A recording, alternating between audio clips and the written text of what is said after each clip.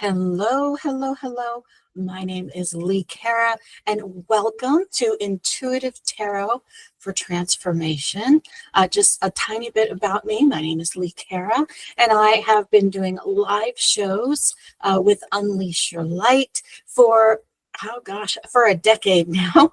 I have a website called unleashyourlight.org where you'll find links to hundreds of videos where we dive into the spirituality of self, where we dive into unconditional love of self, where we talk about forgiveness, all kinds of things, basically being a spiritual person in the real world and how to navigate that. Today, we're going to talk about intuitive tarot for transformation. The tarot cards can be used for transformation in a huge way.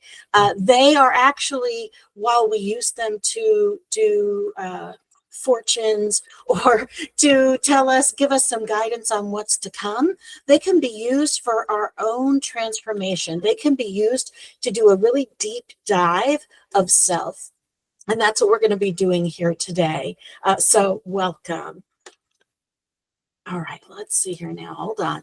Let me get this right. Give me a second. Okay. What is intuitive tarot?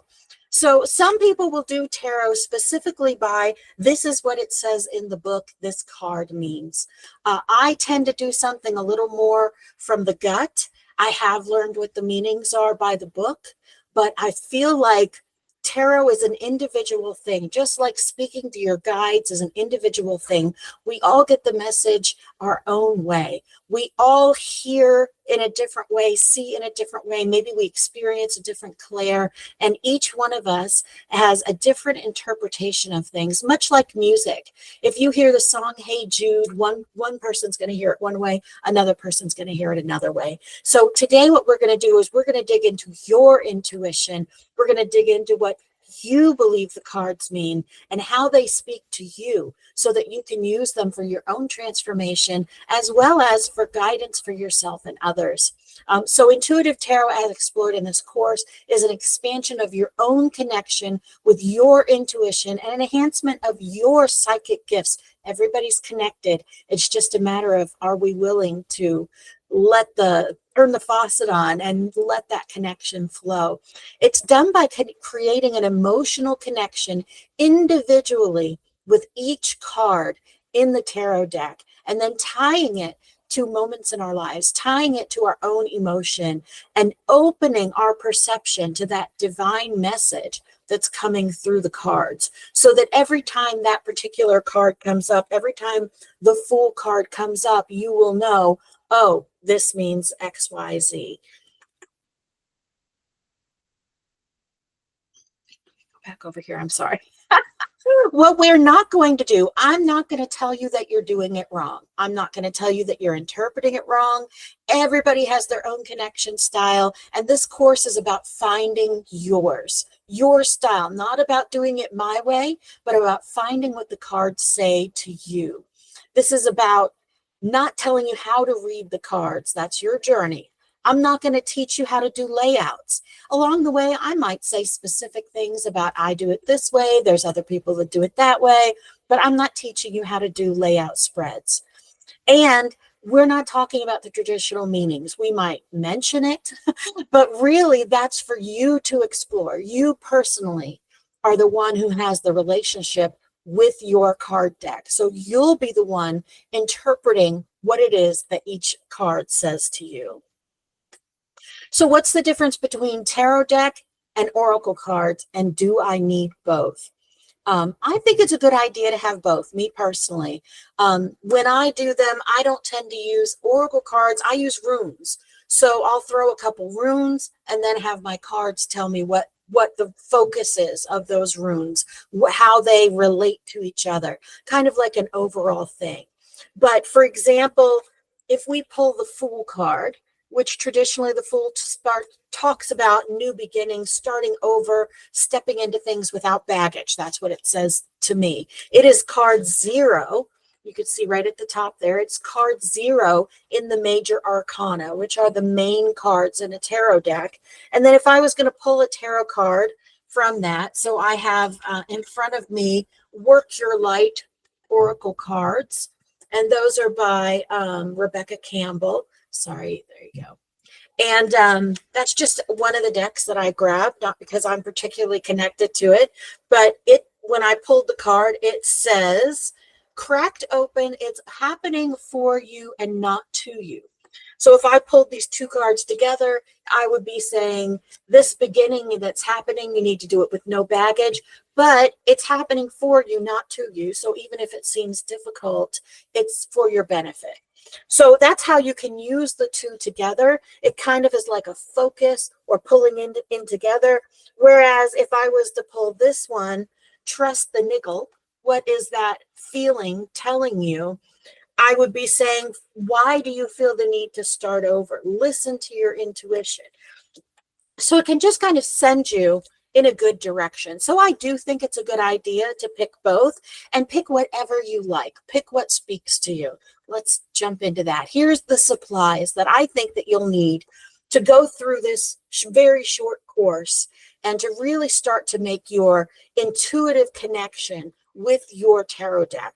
So pick a traditional style deck whose imagery speaks to you. And when I say traditional style, this is the Rider-Waite deck. This is what most readers will start with, but you can pick whatever deck you like. My favorite deck has kitty cats on it.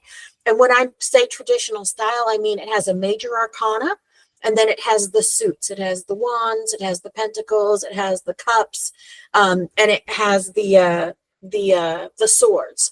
And it may be like mine is claws and, teeth. It has a little bit of a different title on them, and then it has numbers for each one of those. So when I say traditional deck, that's what I mean. But pick whatever pictures you like. I have an Alice in Wonderland deck that I just love also.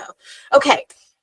And then pick your oracle cards that you like if you decide that you want to use them. Again, I happen to pick up the Work Your Light deck, but I have oracle cards that are spirit animals. There are oracle cards that are like kawaii, cute little pictures. Like there's all kinds of decks that you can find.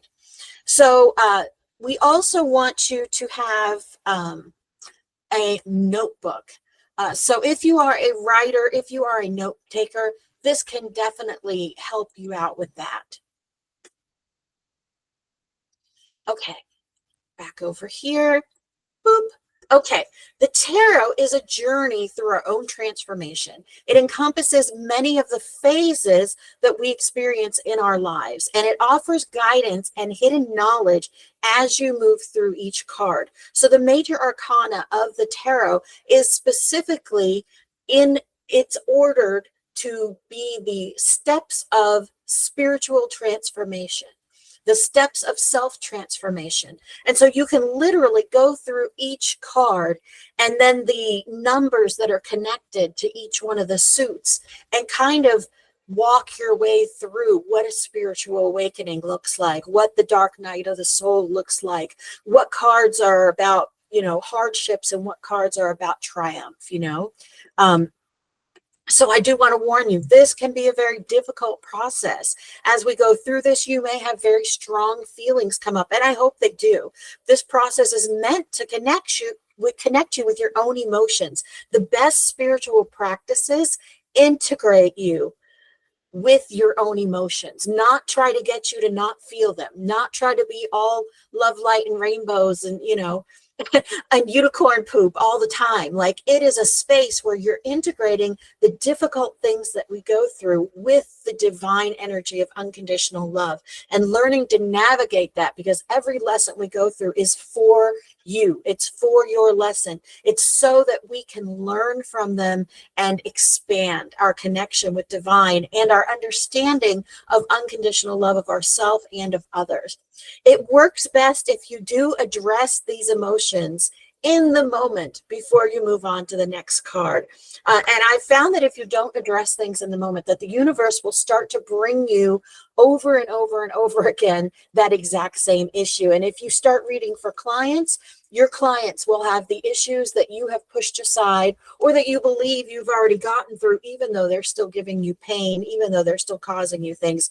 If it still hurts, then it's still affecting you. If it still hurts, then there's still some processing that needs to be done. There's still some healing there that needs to be done, and some unconditional love, and maybe some forgiveness for self and for others in that space. And I do have lots of videos on that. If you want to go to unleashyourlight.org, it'll take you to the YouTube where I have tons of free videos on the internet. I've been doing live shows for 10 years. So there's a show on almost everything that you want to learn about when it comes to our own emotions and how we connect to them spiritually, and how we integrate them with unconditional love, with love of self, and with forgiveness.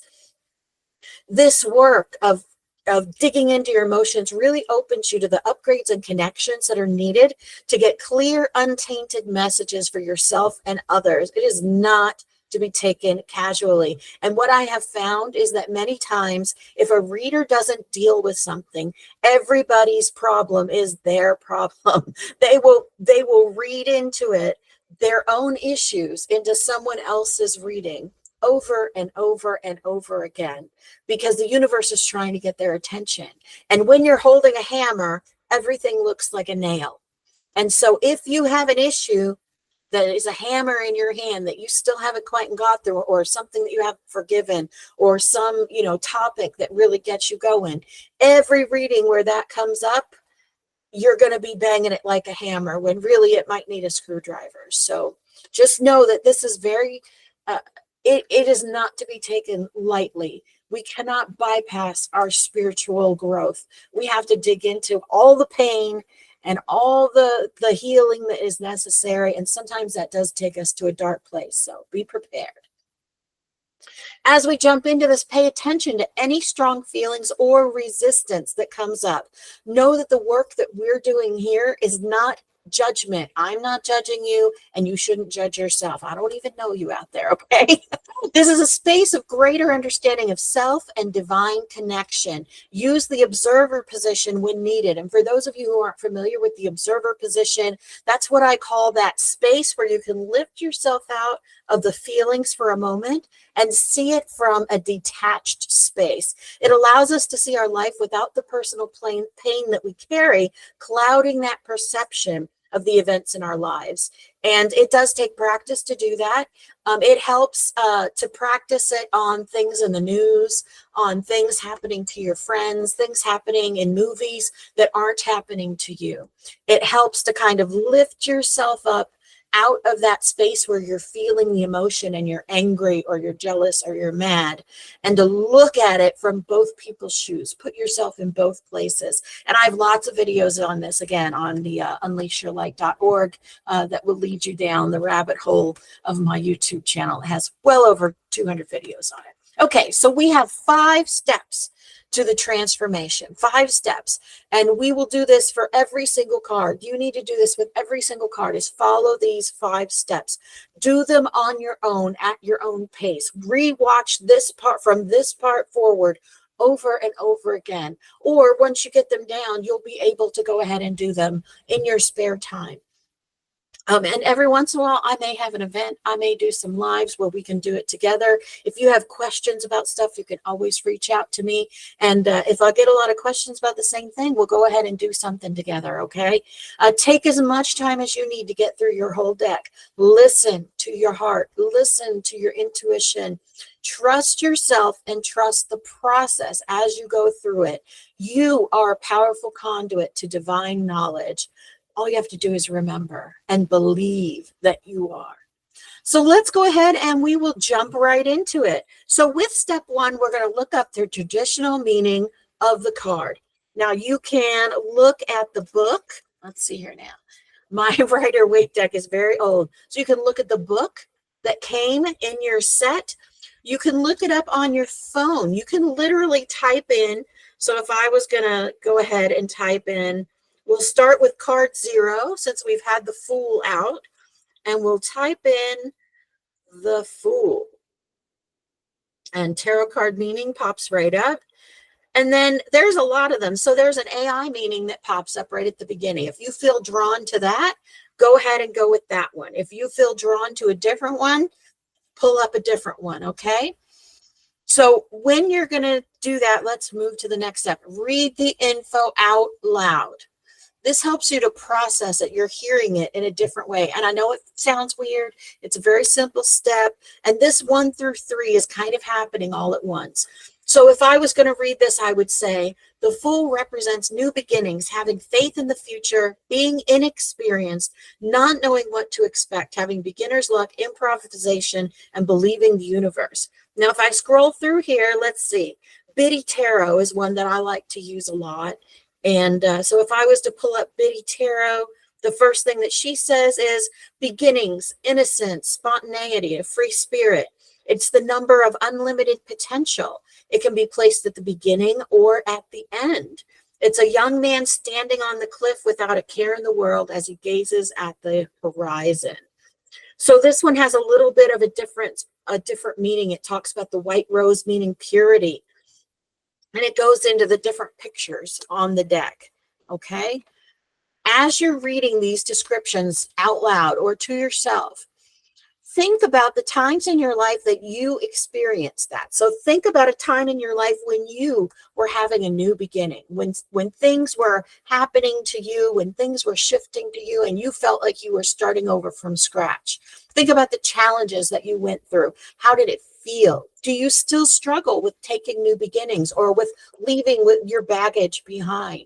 Are you still struggling with this? If you aren't, if you love new beginnings now, how did you overcome that? What did you do to deal with that emotion? And how do you deal with it now?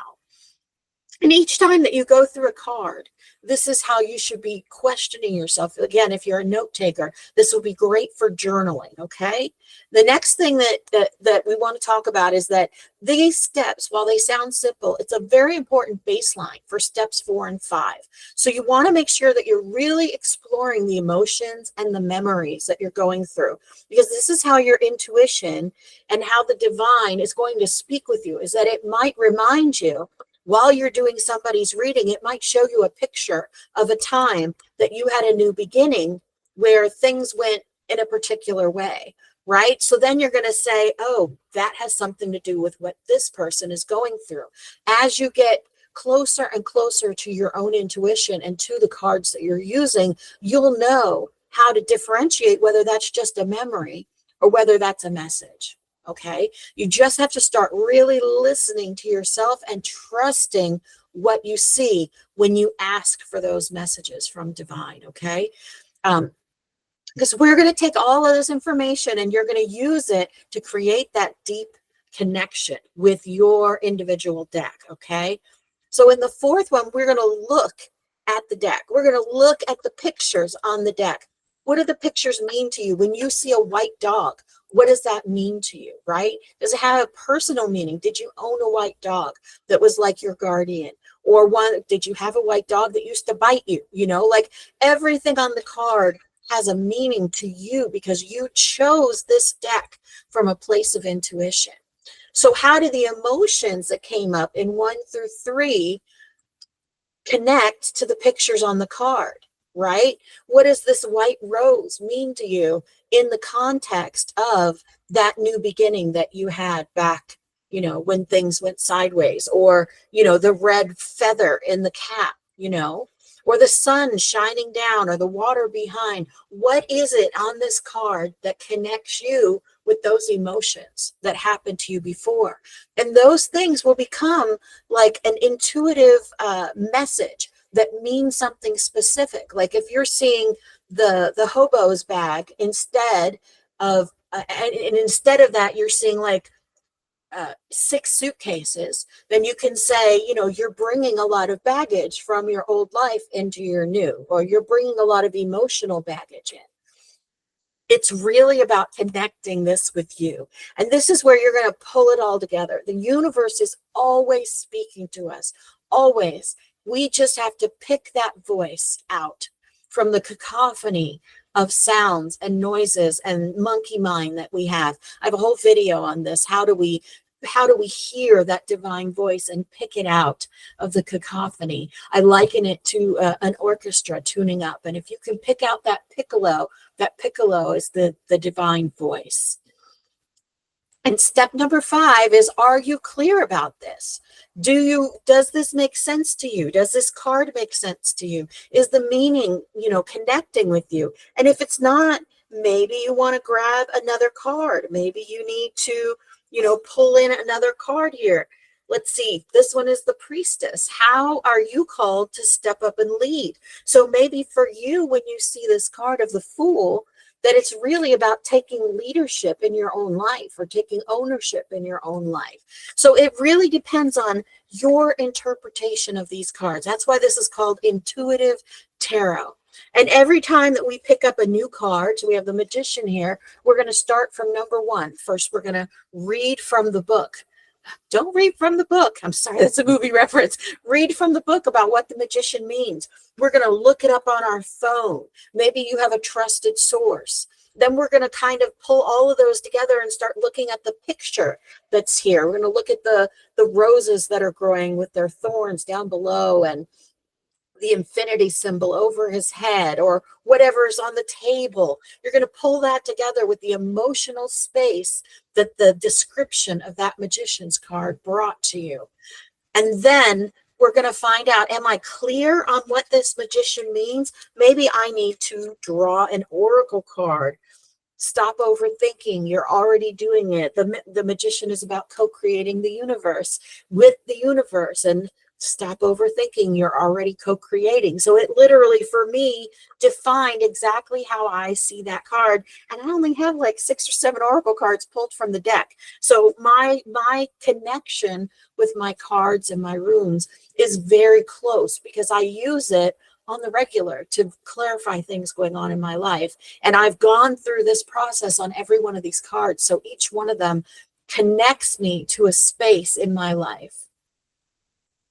So speaking of my life, this is your life, and the universe is always speaking to you directly, using clues and cues and connections that only you are going to understand. Some cues may be visual, some may be audible. Sometimes it's a personal memory that you recall during the reading, but it's your message and it's your choice. It's your connection to the cards and to the divine. You get to say what's right and what's wrong and what it means to you. Embrace the process and embrace yourself. And always know that you are beloved, you matter, and you are so very loved. This is what will lead you to unleash your light, unleash the divine within you that shares with the entire world. Everything that we do, every moment of work that we do on ourselves to embrace unconditional love, to embrace the light within us, to embrace the light within others, to recognize unconditional love in every other person. Everything that we do to embrace that oneness helps to raise the whole collective. And again, I'll tell you, I have books and videos and a deep dive into the spirituality of self at unleashyourlight.org. I am so grateful that every single one of you chose to visit me today, and I hope that we'll meet again. You are beloved, you matter, and you are so very